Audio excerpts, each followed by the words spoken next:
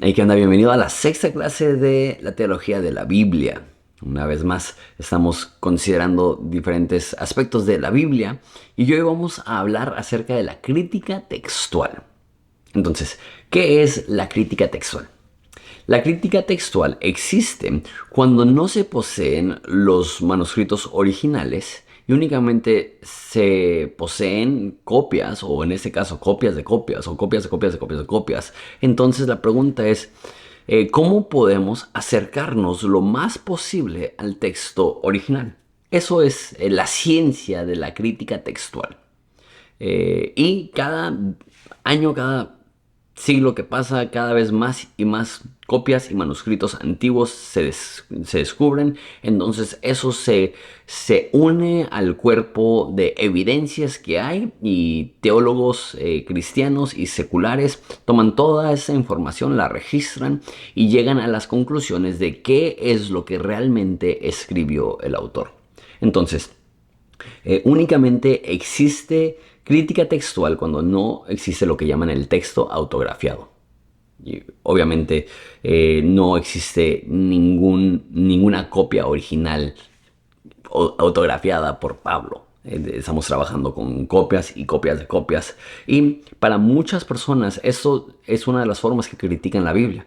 Dicen, ¿cómo puedes confiar en algo que no tienes el original? Que son copias de copias y no solamente copias de copias, sino copias de copias, de copias de copias, de copias de copias. Y evidentemente hay muchísimas diferencias entre los diferentes manuscritos. Voy a hablar mucho de eso.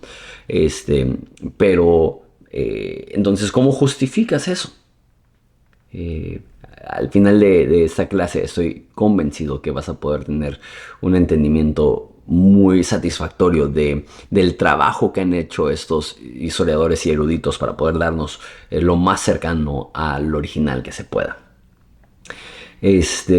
Hay una segunda variante de la crítica textual, que es ver los cambios que pueden haber de un manuscrito a otro, intentar descifrar si los escribas lo hicieron intencionalmente y si lo hicieron intencionalmente, qué es lo que nos demuestra acerca de lo que estaban viviendo y que les llevó a hacer esos cambios.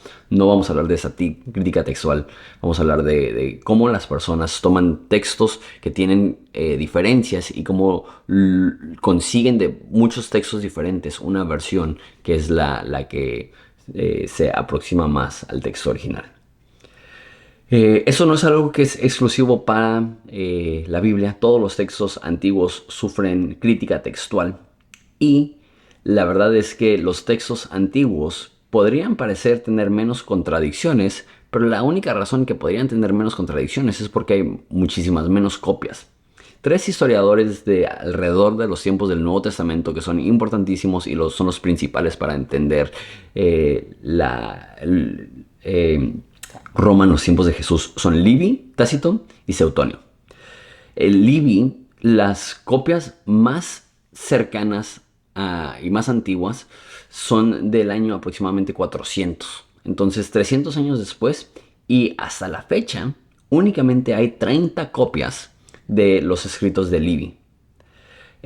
Tácito, que es el más importante, no existe ninguna copia de su trabajo hasta 800 años después de que escribió, como el año 900. Entonces, desde que escribió 900 o 800 años de separación y únicamente hay 3 copias. Y él es el historiador más importante que tenemos de la antigüedad y la gente lo ve como eso es lo que escribió o lo suficientemente cercano a lo que escribió para ser totalmente fidedigno. El historiador de ese entonces que tiene más copias es Seutonio, y que la copia más antigua es de 800 años después de su existencia, pero él tiene 200 copias de sus historias.